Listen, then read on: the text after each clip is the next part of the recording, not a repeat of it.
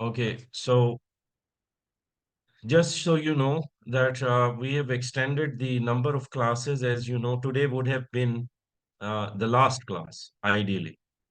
Hey, Anthony, would have been, I said, if you heard me right. It's okay. Sorry, excuse me. So, I mean, you always have a recording available in case if you did not provision for it. And of course, I didn't think that you would have to, or it is compulsory for you to attend. But thing is that we weren't able to. First of all, we missed some of the classes I couldn't give. Second of all, there is this internet law that's pending, which is something that needs to get finished. And then Right. I had to talk about the exams. So in that sense, I would say that because everything will be recorded, so if you can make it, that'll be wonderful. If not, we always have the recording to pass on. And um, it's they have not put it in your Dropbox yet. The scheduled classes, I had to talk to them to give the confirmation. So Monday, Wednesday, and Friday, the same schedule, except that it's extended one more week. So we could do like three more classes, even though I think we'd be able to finish it uh, in the second class, which will be on Wednesday coming week. So just keep that in mind, and I will, at least I will send you the email, and so that you know the exact dates. But again, it's the same days, Mondays, Wednesdays, and Fridays. And for that reason, I'm going to start doing the internet law from Monday onwards. I don't want to start today, but what I will cover is the remnants of, module three, which is costing and budgets and things of that nature. And then we'll do a bit of, online exams overview, and then share some views from Majdi also to see how he did get through the module two. Module two is the toughest one. Everything else is easy. So we'll look at that as well today. All right. So that's the agenda. And there's Joanne also. So welcome, Joanne. Thanks for making it today. Okay. I will now start the lecture.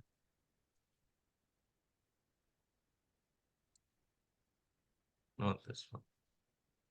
Mine. There.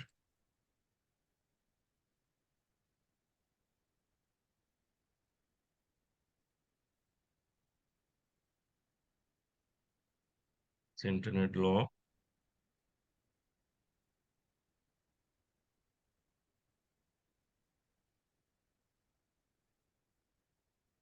Good evening.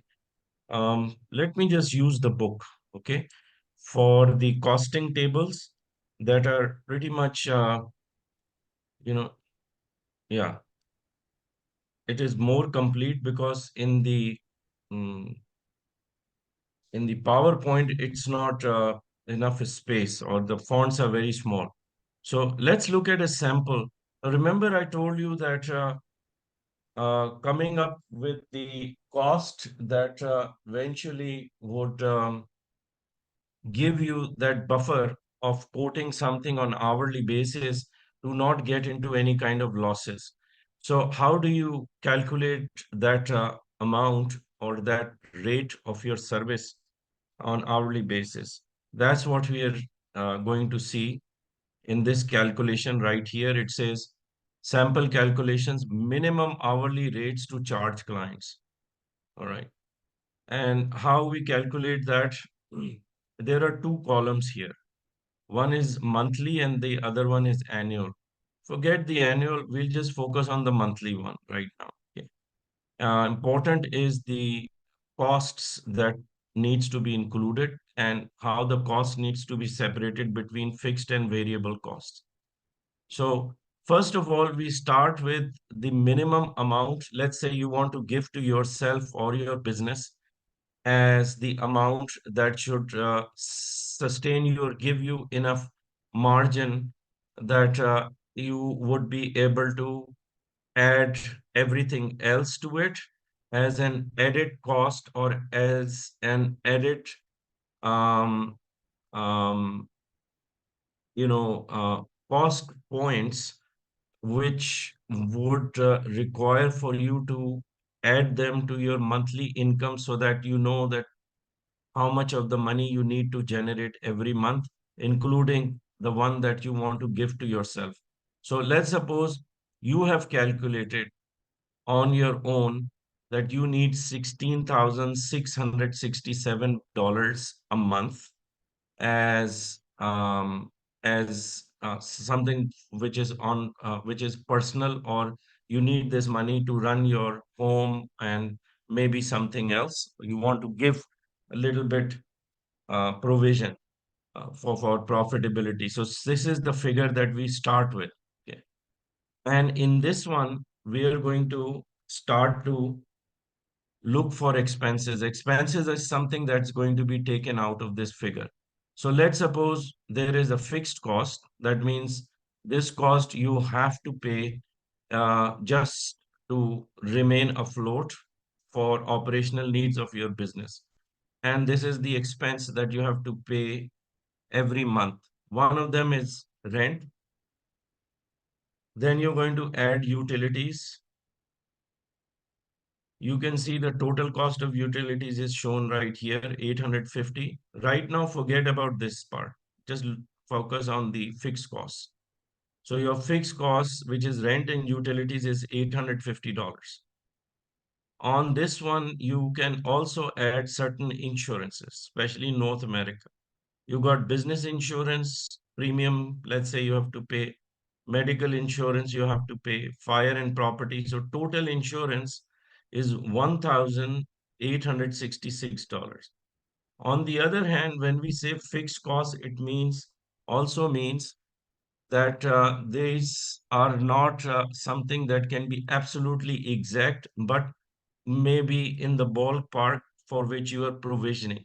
It has not occurred yet, but you know based on the previous month's billing or previous month's rent that this is the eventuality of what is going to be paid.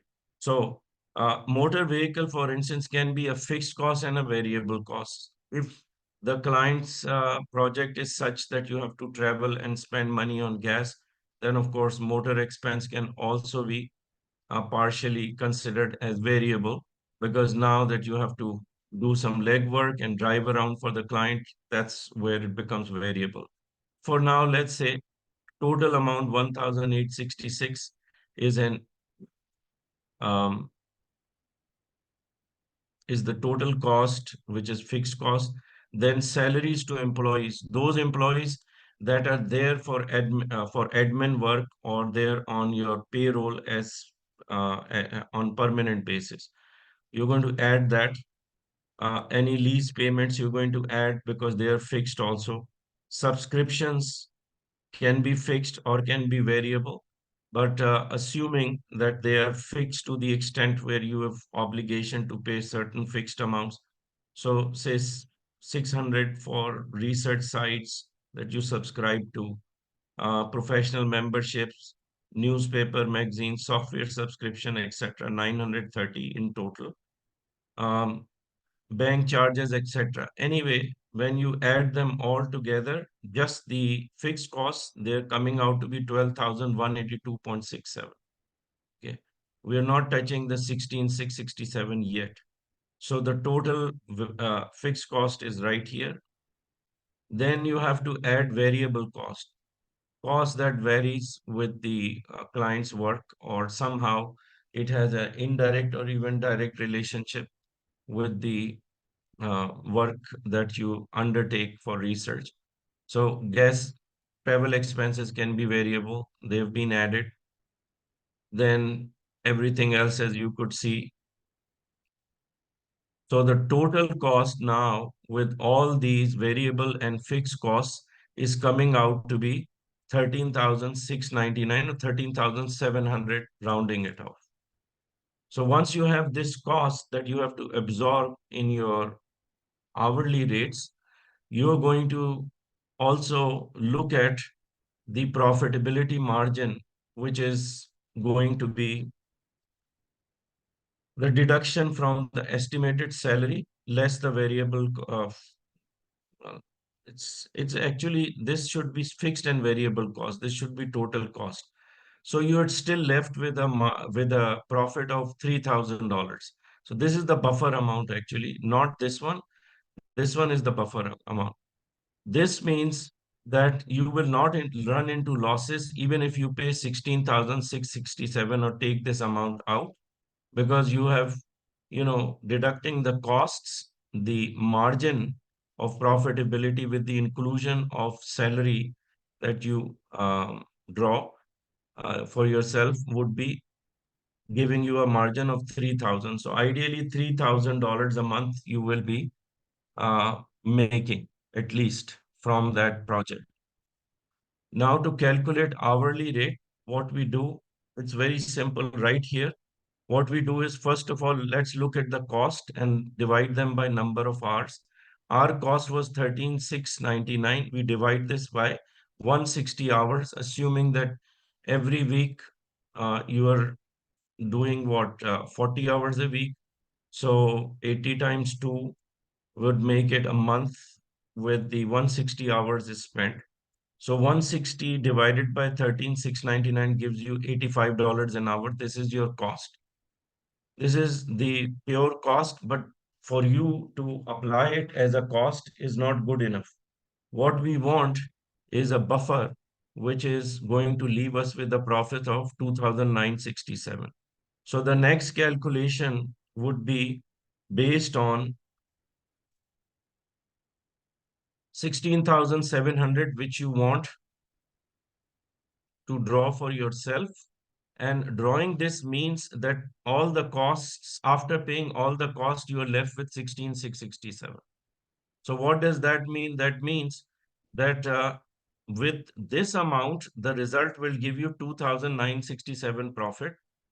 And this is what you reward yourself with to pay your personal expenses. I keep saying that because there's always a confusion with students not understanding why this amount is going to be now divided by 160 hours.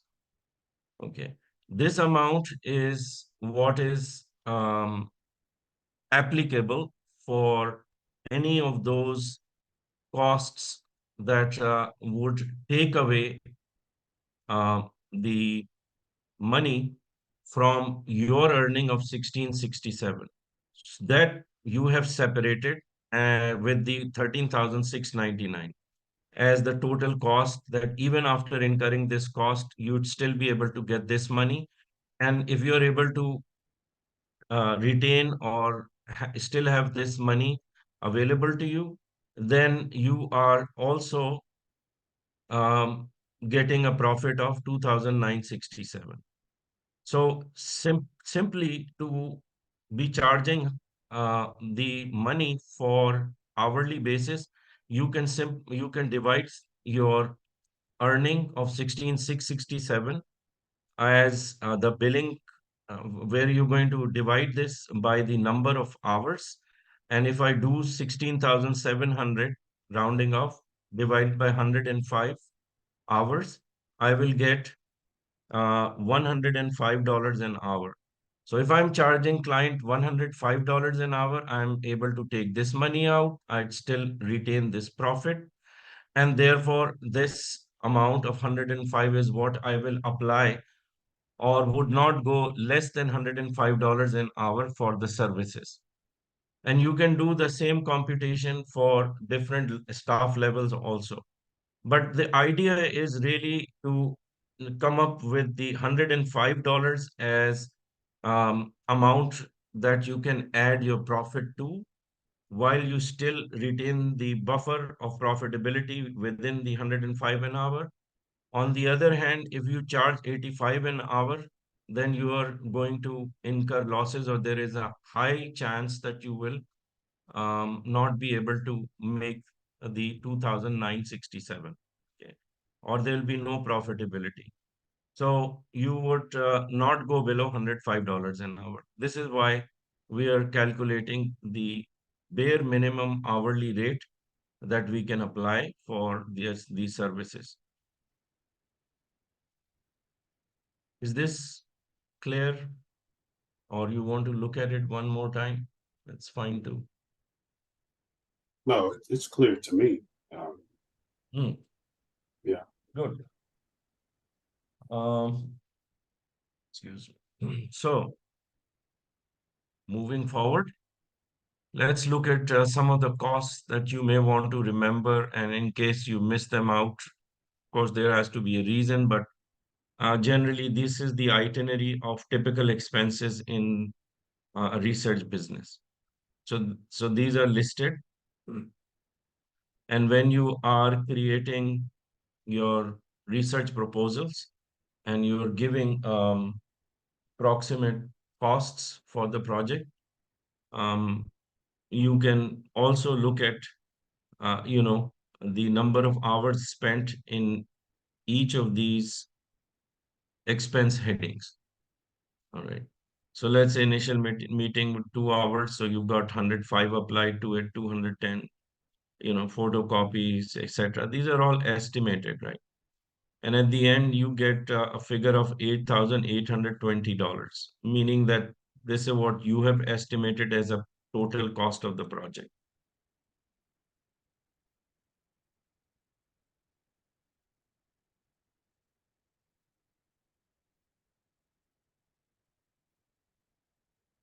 Now, I think we did do the pricing modules, or you could say that how you price your projects. There are different methods, which generally is considered acceptable methods of pricing.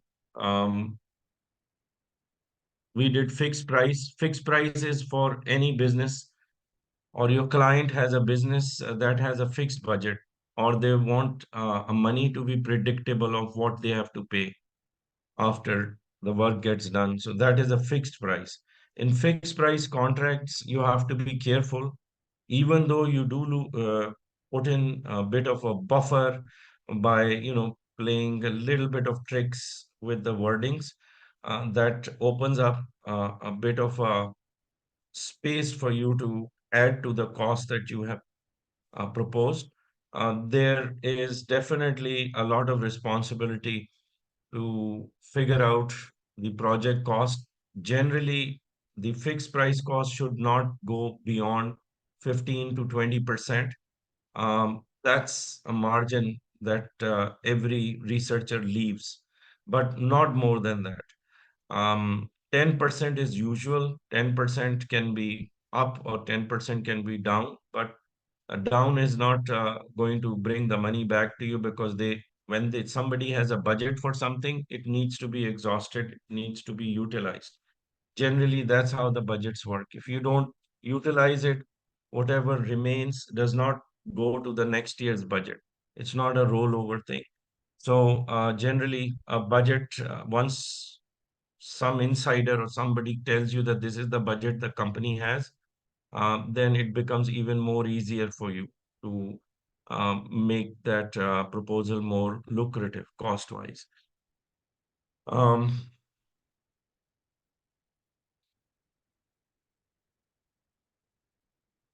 when we say fixed price, there is one element that you have to be very careful about. It's the variable cost, it's the overheads that can fluctuate. Like out of pocket cost is separate, it's still not part of the fixed price. Whenever you say out of pockets, it's not a variable cost. Out of pocket means it's incidental, it's direct, and is recognized as something that cannot be predicted, or client cannot argue about out of pockets. And within the out of pocket cost, they do sometimes put like the maximum cost or the maximum billing that should not exceed such and such amount. So that remains a discretionary for the client. However, usually it's the variable cost that fluctuates a lot. So you are taking a risk in that sense where, the price can go up or down. In the time and material or cost plus, and I had mentioned to you before also, this is an arrangement for project for which the client would not know exactly, or there is a lot of unpredictable cost elements because of the nature of the research, or the research cannot uh, be finished within, or it cannot be predicted to be finished in a certain period. So and that might also depend on some external factors.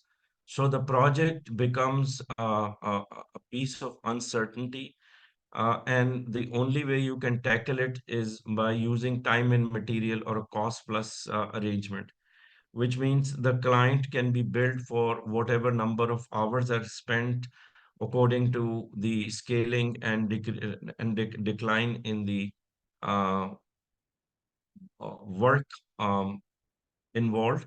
And it can also be seasonal, or it can also be something that is, for especially for international organizations that are doing on the ground work, and charitable organizations as well. They don't know what they will find on the ground, or what type of data needs to be obtained, or how easy or difficult it is to do that kind of research. So they'll do time and material. So time and material means that you will do your honest work, and the minimum price or the minimum hourly rate that should not land you in any kind of trouble cost wise and profitability wise, that is agreed with the client beforehand. And then what you tell the client is that on once this price or this rate is accepted, then they're going to add 20% or 30% as a margin of profitability. So there is a level of trust that needs to be established between the client and yourself, and because based on perhaps reputation of a company, especially those companies that the client has worked with from before. They have a good faith and understanding, both from the technicality of the project as well as the faith in their charging exact true hours spent. So there could be a mechanism in place. So with that kind of arrangement, time and material cost would work nicely. Then we've got risks and reward, which means that there could be startups or companies that are, coming up with, let's say, as an example, a brand new product for which you have a faith would eventually bring very high returns for the clients. And at the time, the client is not at a stage where it is funded enough that it can afford the the cost of the project that you're doing. Um, Therefore, there might be an arrangement where you could say if something good happens, if the money comes, they can pay a much higher premium based on your hourly rates or whatever could be the rewards. There could be an arrangement of giving out shares or giving some partnerships, things of that nature. So there is always a high side that you look at, and then you risk a low cost that you can do the project for, and even for free. There are companies, especially in the Silicon Valley, that are more bold to do those risks, to take those risks, especially if they have idle capacity or there is enough people in their company that needs to keep busy. So they would go for it. So when the risk and reward arrangement is done, there is a very different kind of contract you have to sign. And there is a lot of legal paperwork involved. So that's a risk and reward. Retainer based, the money is received from the client in advance based on individual estimation. That's what it is. That's why it says retainer. The money is drawn from an account that already has the money placed as kind of an surety. or there is this money which is kept in an escrow or trust account, which is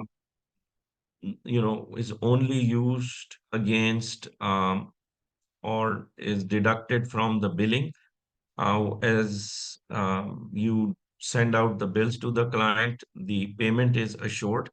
Once the bills are audited, of course, money gets released through the third party, not the client. The third party can be the trustee or the escrow account holder. So once that money is released, then there is an adjustment against what remains to be a minimum amount kept in that account. So if the bill, say, is for $20,000 and the money in the bank is 50,000, there would be a balance of 30,000 left in the bank. And according to the agreement that you make, the retainer amount or the amount that needs to be there all the time should be 50,000. So the client is going to put more money in there just to fill in the gap of, let's say, 20,000 you have built. So they'll put 20,000 more, bringing it back to $50,000. That's when there is a brand new project, you are a reputable research business, and the client is brand new. So it works in that reverse direction. So to get surety that you will get paid, and so on. So that's retainer-based pricing. Um, Another version of retainer-based pricing that I have seen is that retainer price can also mean that you put a fixed amount as a deposit and leave it there and not have anything to do with adjusting the billing, but it remains in the escrow as one bulk amount. Um, and on top of that, they would also give a surety, or there is a surety bond that says that this amount is held in the bank um, to be utilized only, or to remain there as a guarantee for the payment. The second thing attached to this kind of arrangement is that the client wants to give you what we call mobilization advance. Mobilization advance is used in construction business mostly. In fact, it is typically used in construction business as well. But here in the service business, what happens is that the retainer amount is given to the research company so that they can make arrangement and put you know the resources together in order to get the project started, especially if it is a large project and for which you have to make a special arrangements and hire some consultant or outside help. So once you have the mobilization advance, you can start the work. Next is, well, anyway, these are the pricing methods. So nothing complicated, except that it is all driven by the contract that you create. And each one of these are require a different type of contract. Like time and material will be totally different from risk and rewards and so on. Okay. The one that you looked at as a specimen in the book is for market research, and that is project based basically. So, which is typical. But then what you could do is that you can look at some of the payment clauses or the contract termination clauses and so on. And then you can replace those clauses with the type of arrangement that you'd like to make with the client for the payment reasons, or the pricing methods can be described there separately. Everything else in this book, when you're looking at these chapters, there would be things like establish value to your investment as a professional researcher first. Most of this information is common logic, or it's common sense, and it is not as complicated, and therefore it can be a read that you can enjoy reading. But as far as what we get to discuss in the class, these are some of the typical, sorry, these are some of the typical um, content that the examiner like to test you on. So you could say that the objective of each chapter is what we get to discuss in the class. So to make sure that we cover enough that would allow you to comfortably pass your CIRS exam. Marketing strategy, you'll see these headings. When developing your marketing strategies, ask the following questions. Now, CIRS is not about marketing strategies. Just to give you an example, it is about familiarizing you or giving you additional material to understand or cross relate what is now considered as additional information for your information only. Okay. So not that again, we are not discussing marketing strategy, but these are useful information. So what we get to cover is the important part, which you must and understand as having an objective of its own according to the chapter, or each chapter needs to for which examiner wants you to get examined on. That is what we discuss in the class. So there is 480 some pages in the book, and I don't expect you to read all of it.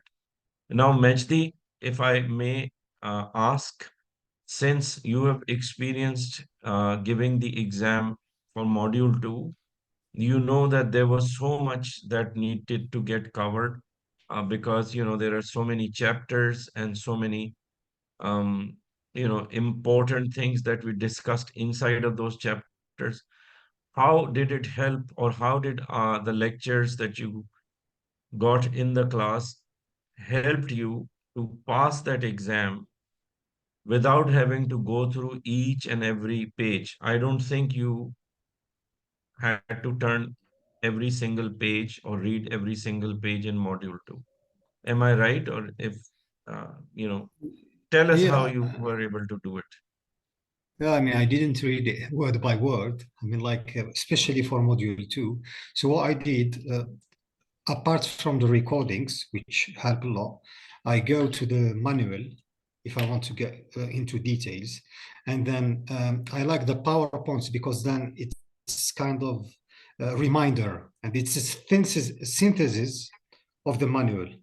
And Hmm. for the module 2, I also looked back at the notes because it's, it tells you which query is correct and incorrect, and to see whether really I understand the queries or not. I mean, to remind myself, yeah, these are the three main sources that I used. And then, of course, the mock test helps a lot because when you take it, when you feel ready, you take the mock test, and then you can look back at your answers, and especially the questions that you get wrong, because you can revise. You ask yourself why I get this question wrong, and then I just revise back again, and just to understand why I get it wrong, so that I won't repeat my mistake again. And that's how I did it.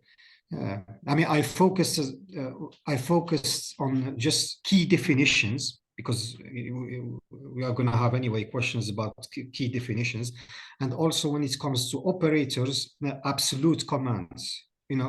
Just, I mean, to be more precise, this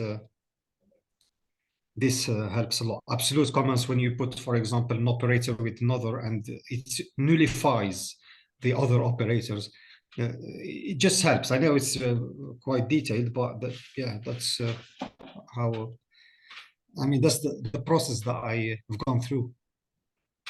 I don't know whether Thank you. it Thank you helps. so much. That was very useful input. I certainly hope that everybody understood it in the same sense as you'd expressed it. Um, if there is any question you want to ask Majdi, please do so. I mean, you can interact with each other. The mic is open. If there's Yes. anything you want to ask him, that will be coming Yeah. directly from him. It'll be nice. Yes, Misty.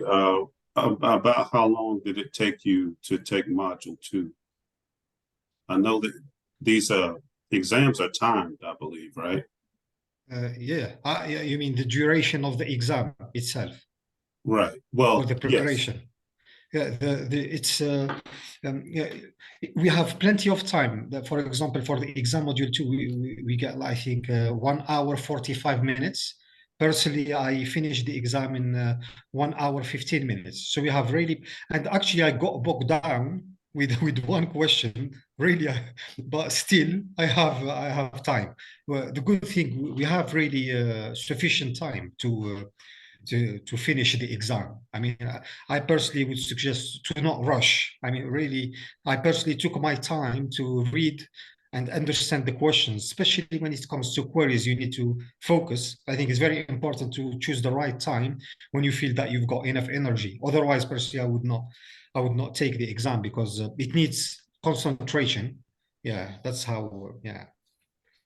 Well, I Majdi, don't know. did you Yeah. also take a break? I'm sorry, I didn't mean to interject, but um, the thought about one thing that you may want to also, or you forgot to share, you can always pause the exam and you can get, do your stuff, go around anywhere and come back to it and exactly start from where you left.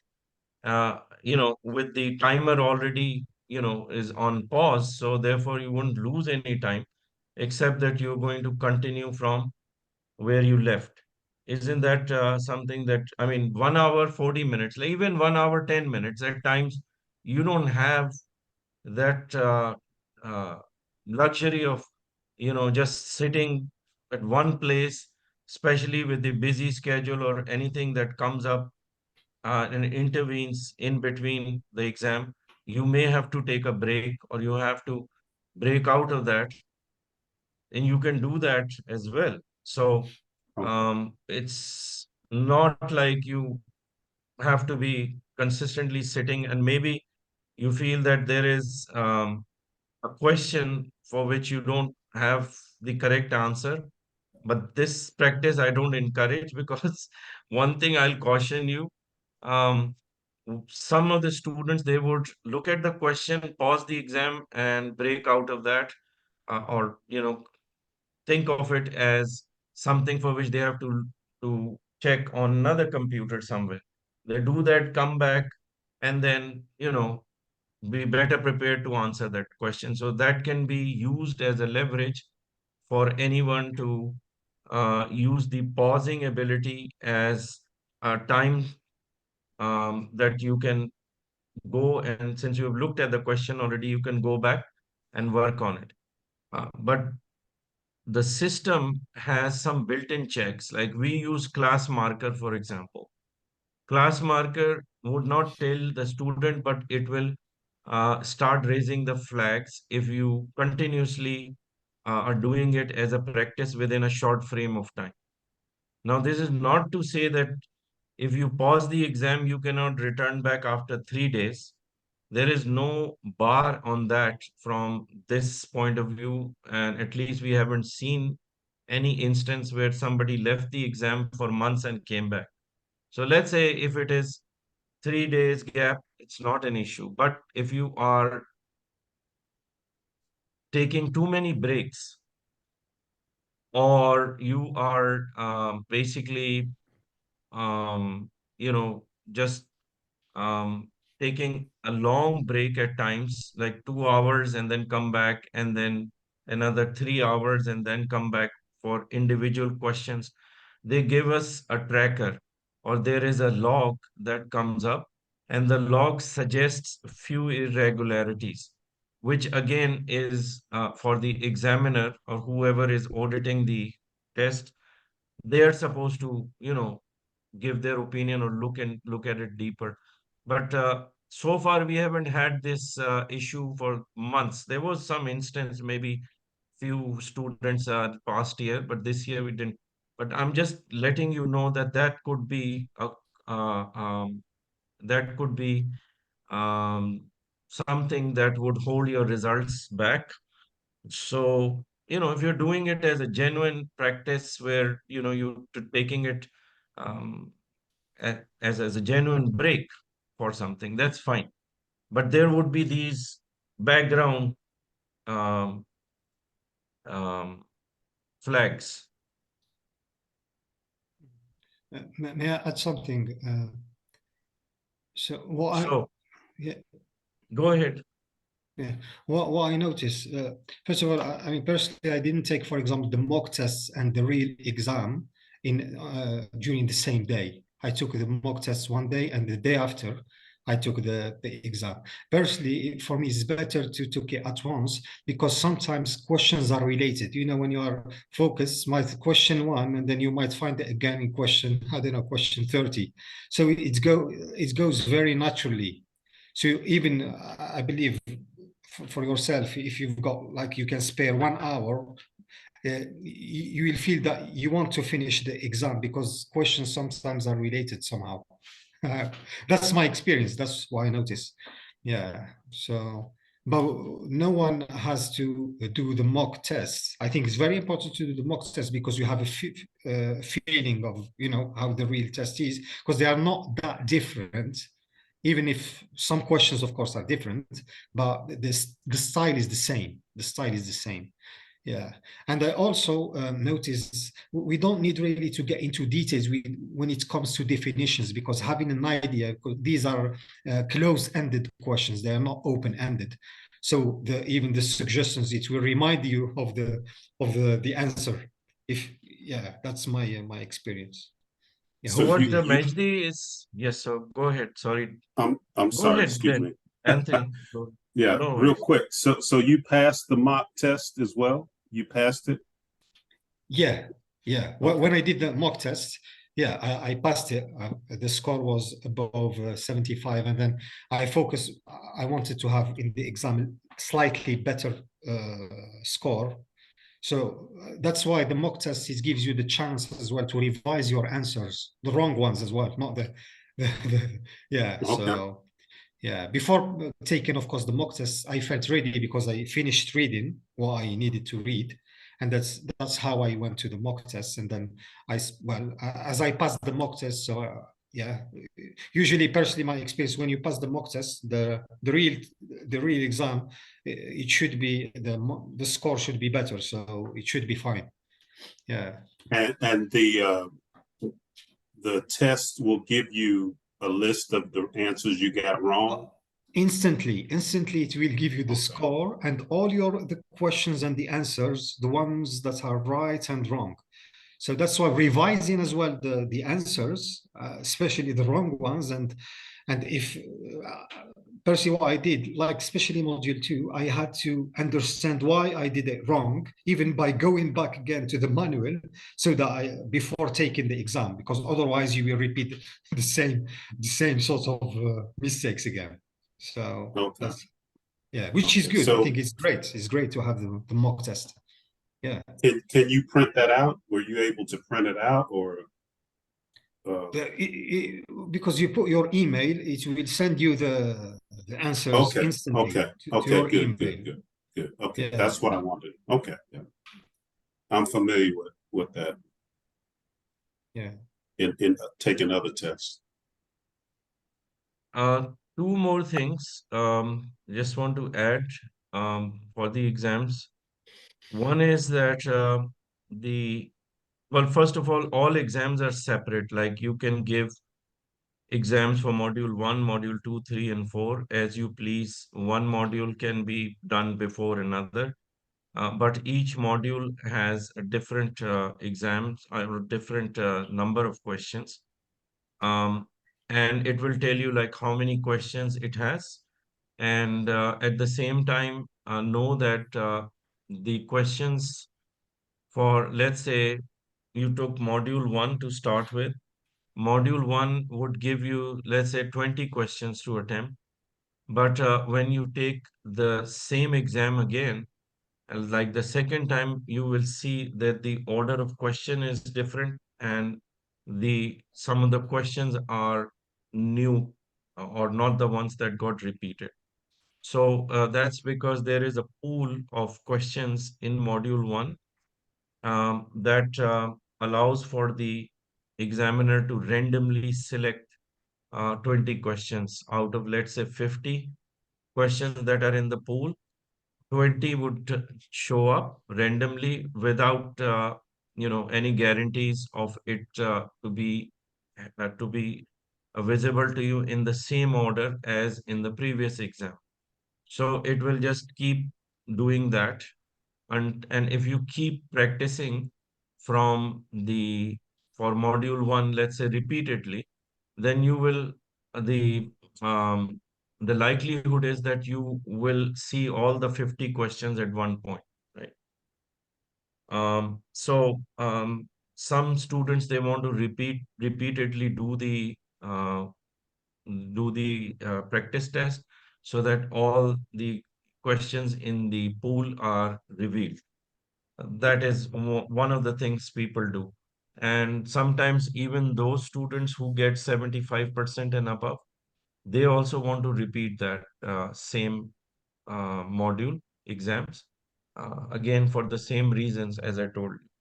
So this is one part that occasionally some of the students do that. But what Majdi did, I think, is that the moment he got 75% and above, he attempted the final exam, which is exactly the strategy that I would also go with and recommend, because all those questions that you practiced with are fresh in your mind and you are mentally somehow tuned into that module.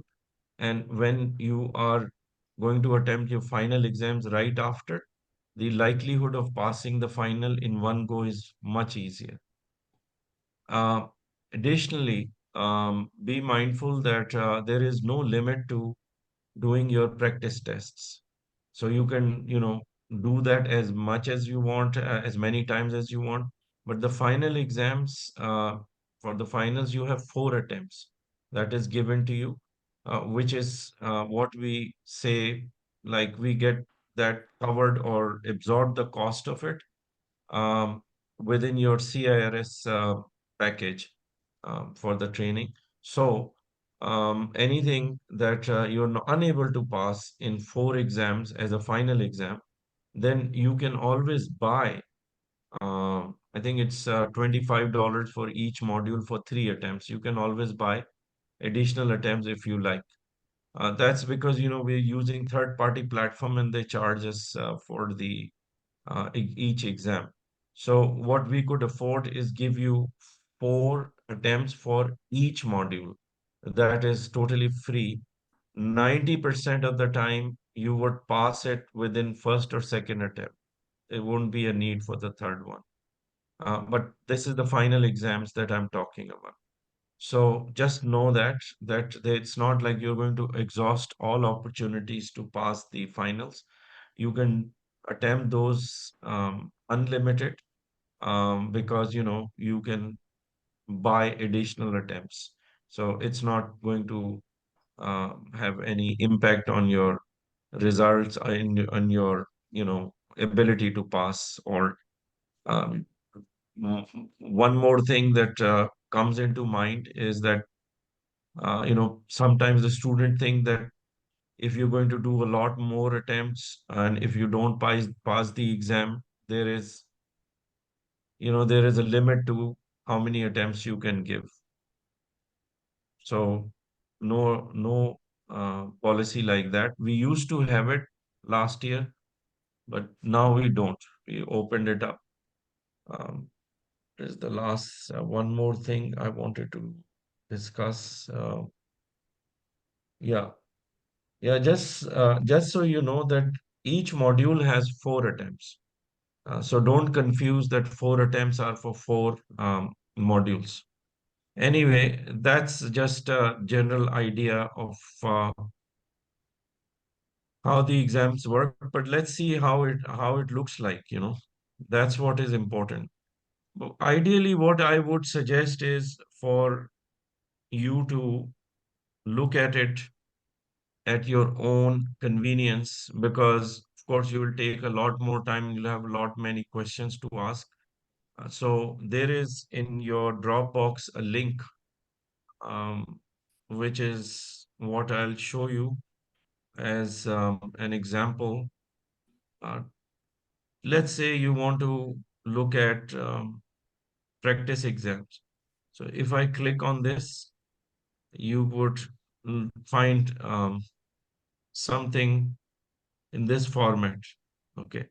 So what it is going to show you is the practice exam 1 for module 1, module 2, and each module has a link that will take you to that class markers exam window. Once you get there, and by the way, you could see that there are 37 questions and you've got 74 minutes. Usually these are timed as 2 minutes a question. So, so that's generally the average. But in the internet law, there could be more time given to you because the nature of the questions are a bit different. Because there is some case laws also. So they're going to give you a scenario, a situation which you have to read through, and then there would be questions based on that um, that that scenario that's described in in that question. So that is slightly different number of minutes. But let's suppose this is the link. Now, if you take this link and put it in the browser, it will take you to that um, login box. There are two kinds of logins that will show up. One is when you get to this page the first time. Let me see if I can do it for you, because then later perhaps you want to check it out on your own in your own browsers and see if you're finding any difficulties. So this is Firefox. Okay, let me do this.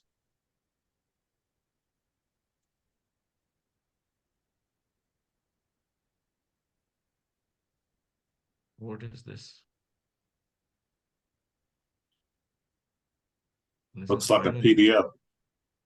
Yeah, this looks like a PDF when it's not supposed to be.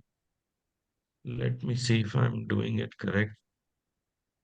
Let me use Bing. Bing.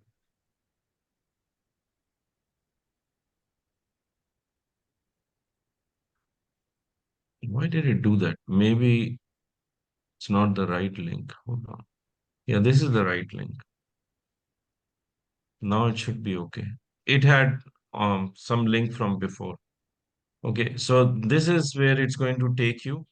So first of all, before you start the practice exam, and by the way, it's going to be exactly the same for your finals. So take this as an example. In this one, it is going to ask you for, why is it saying start? Okay, so you have to give an email address where you want your results to come in your inbox. So let's suppose I give it an AV.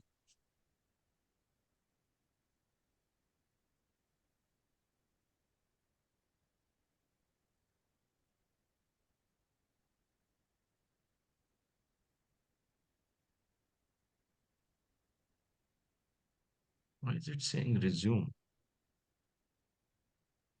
Maybe somebody has been using my browser because it has somehow because you know it has the caching of the information from before.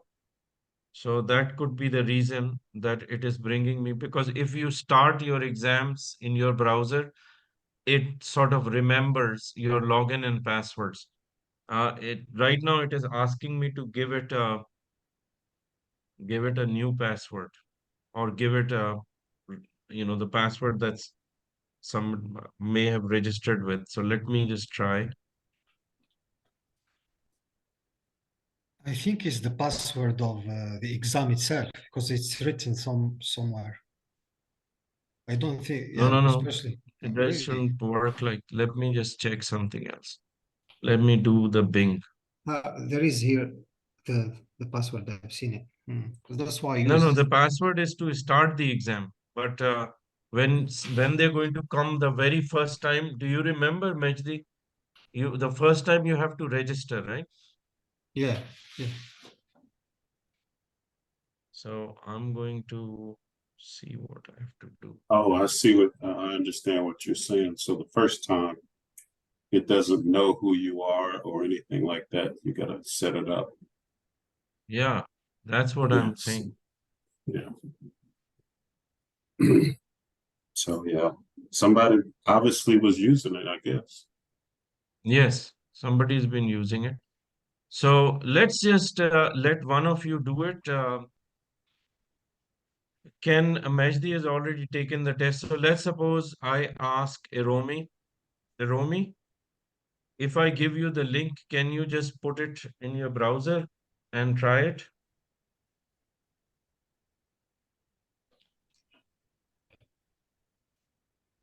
My browsers or my machine is used by someone, and of course, there is people who are giving lectures.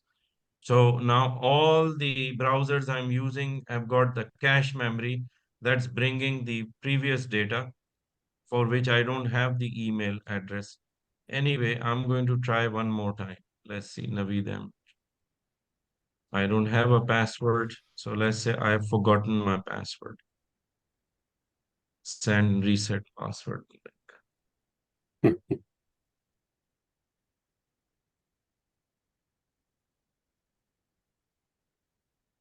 See this password that's given to you in the practice exam. It says CIRS. This is the Ye- password. This Yes. password is for you to start the exam, which is the next step, which is going to come after you have registered a new email address and a new password, which is what is required for you to initialize your attempts or initialize the exam process. And once you've got that done, then the next step would be for you to actually get into the exam. And that's the time when you will use the password that's given to you. Okay. So um, I want you to So try it on your own in your browsers. So if you can get access to this link, which you should, with the Dropbox access, just copy and paste it and let me know because it seems that my browser has got a cached information which I don't want to work with. So I want you to do it like on your own if you can.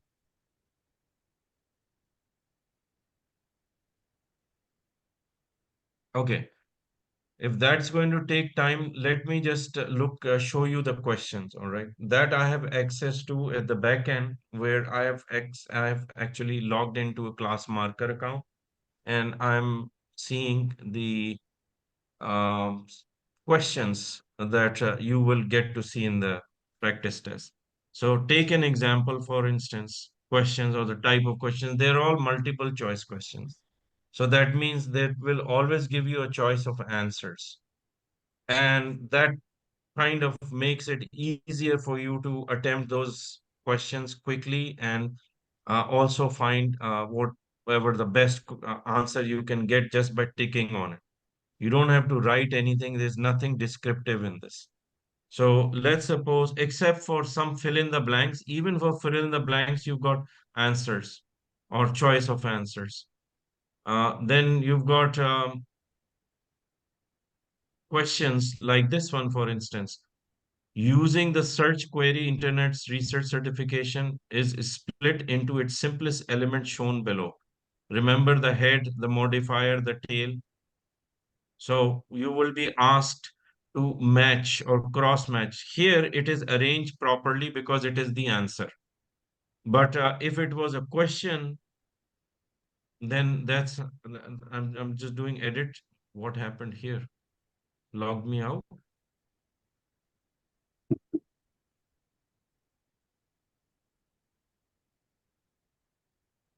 Going to question bank. Let's just look at this one.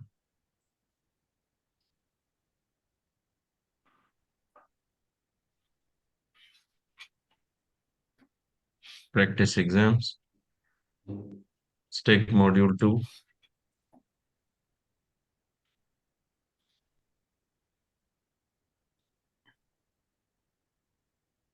This one. Simple answer, yes or no. So if I do edit, it will simulate a real question.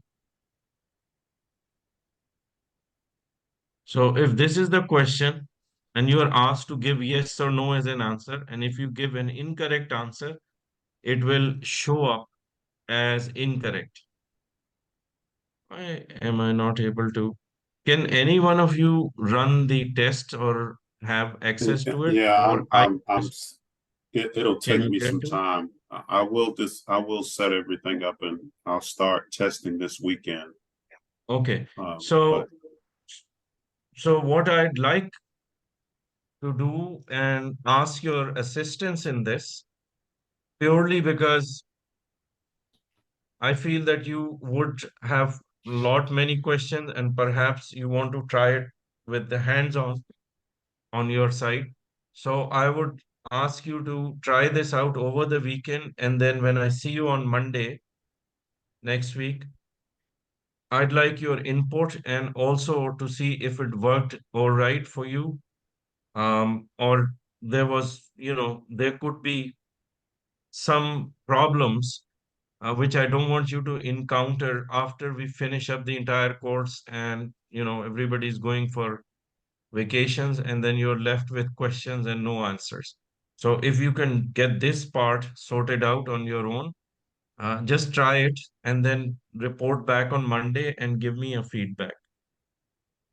Um, that's what I'd asked of you to do if you can spare some time in there. Where is my Zoom? Oh, that's why.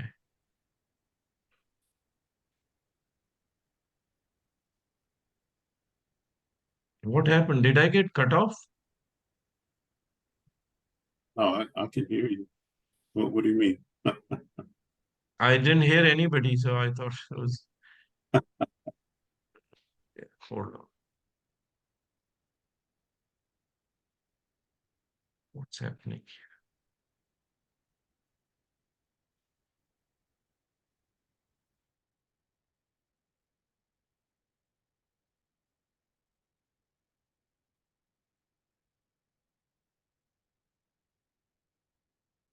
Hey, Romy, are you there? Yeah, I'm here still. Can you see in your chat box if a message appeared on your side and it has a few links in there? Like this one.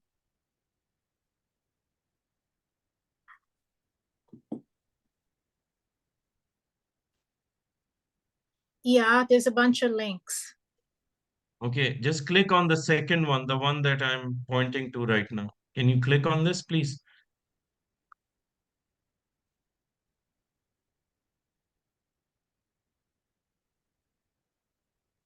Yeah, then it says email address.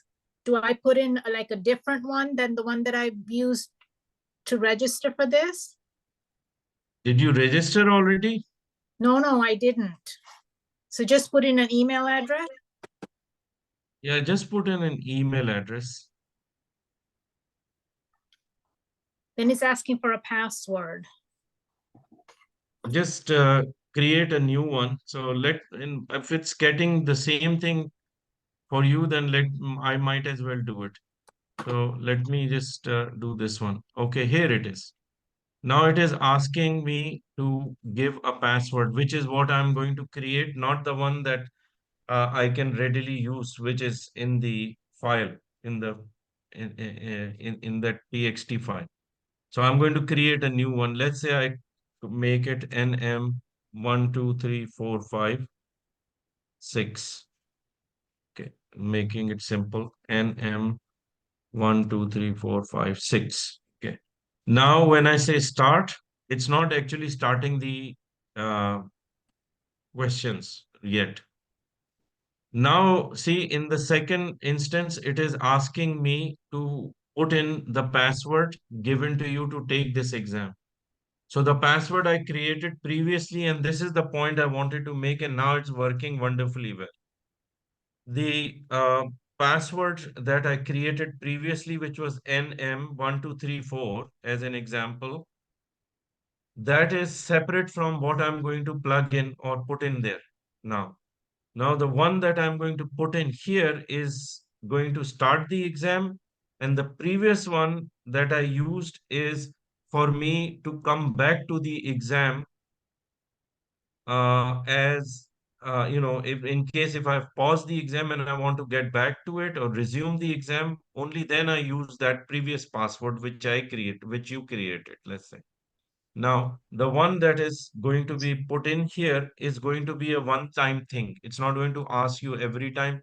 It will remember the password that you have put in, which is given to you, which is exactly what I'm going to use from the information in that TXT. So, what was that password? Now, this has disappeared.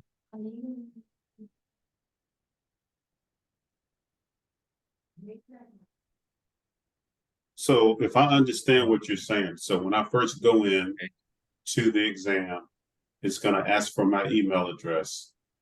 Mhm. And then from there, do I go to the email address? Is it going to give me information in my email address? Yes, in the email Okay. address that you have given it. Now I've Right. got the password.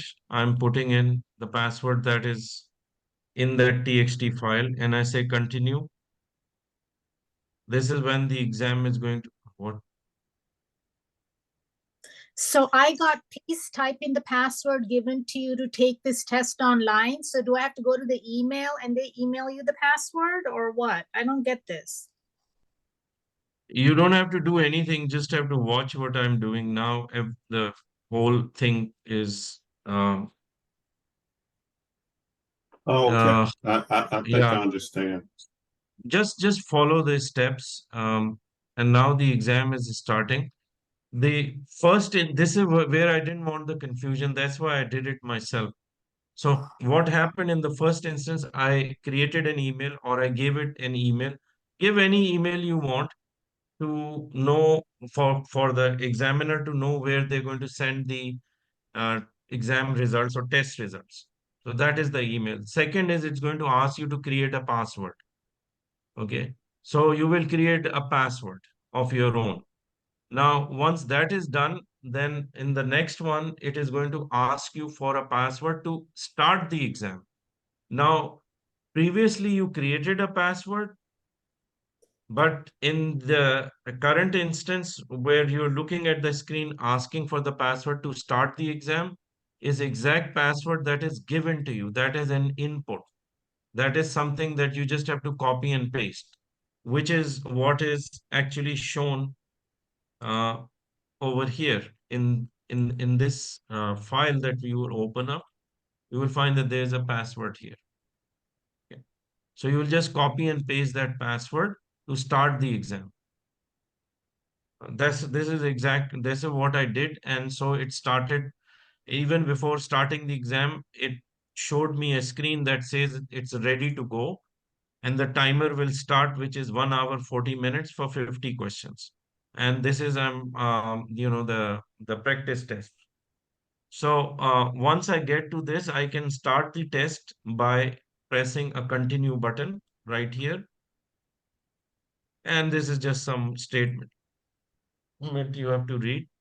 So let's say this is exactly how the question would look like, or the first question that is appearing in front of you, you could see is right here, and the timer has got this orange thing that is moving from left to right, which is giving you an indication of how much of the time you have spent, just to give some visuals. Otherwise, you have the timer here.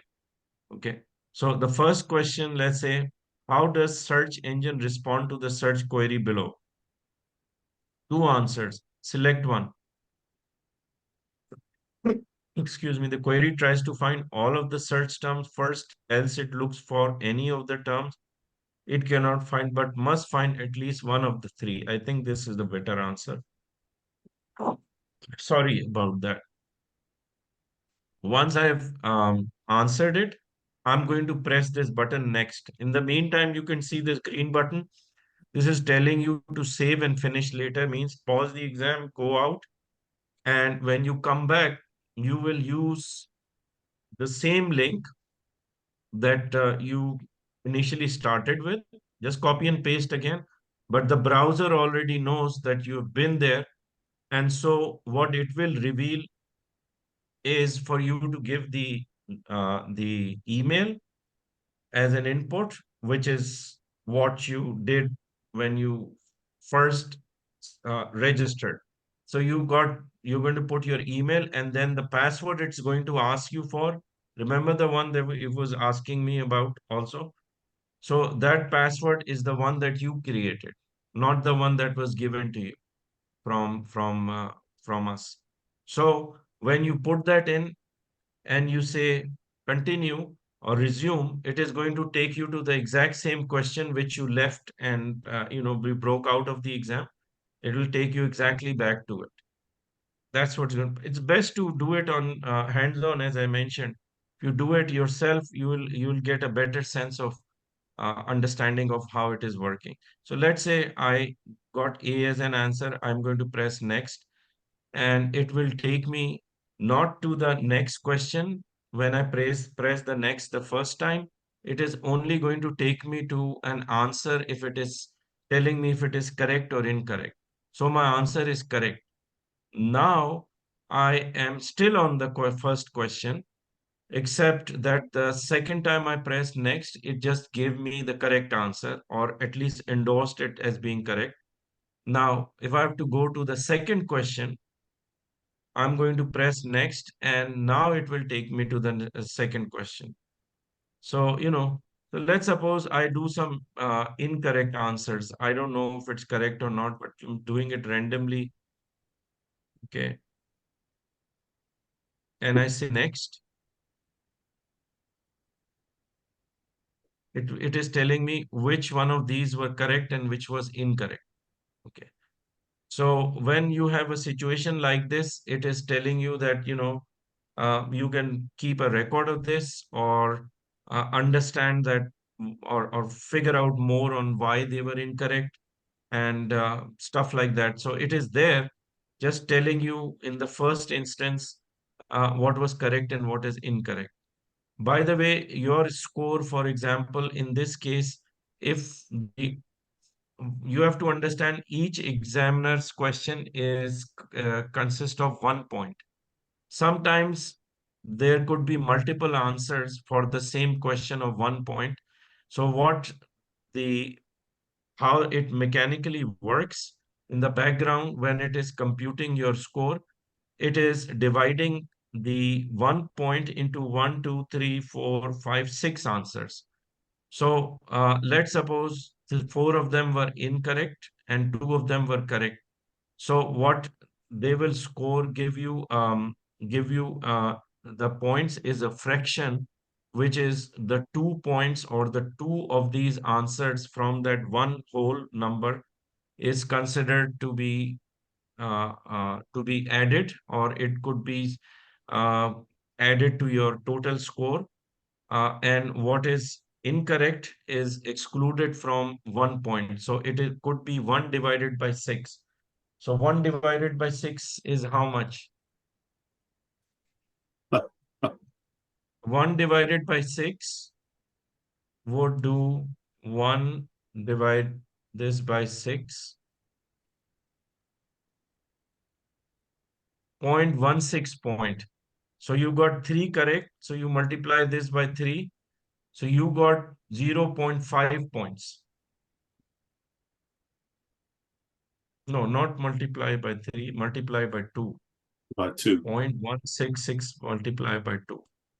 0.167, let's say, by 2. So you scored 0.334, which is 1/3 of 1 point. But this will be added to your total score at the end of the exam. So it's not like if you, uh, even though it has one whole point allocated to this, but even if you answer a fraction of it as being correct when you have multiple answers, the fraction of it, which was in this case calculated as 0.33% of 1, will be added to your score. And what will be excluded is the what 77%, no, 67%, which is what is the remaining incorrect answer out of one, or the whole number one would have deducted the 67% out of it, and you got 33%. So it does include fractional correctness also. Now, after this part is revealed, you can click on new, next, and then comes the third question. And here, the style of how the multiple choice are set is different for different types of questions. And when you're doing practice exams, you will see all those variations of how these questions are formatted. So anyway, I'm going to leave you today with this part to try the practice exams first. Don't go for final, don't try it. Otherwise, you will lose the opportunity, or you lose one, you know, don't think of them as practice exams, because then they will be taken away from your allocated 4 attempts. Just go to the folder which says practice exams, and then try it out. So good enough. I think it's a weekend. We deserve to wrap it up slightly earlier, you know. And I am, and you know that, I mean, I need some time to recover also. I was shocked to know that this is the third time I got COVID, and all this time I didn't know that. Anyway, Oh, so it's wow. almost close to recovering. Uh, Remember, you know how I missed the classes, and then, all this going on with flu, and it turns out it's a COVID virus. It's the third time I got it. Wow. So anyway, have a great weekend. I'm going to wrap it up for me today.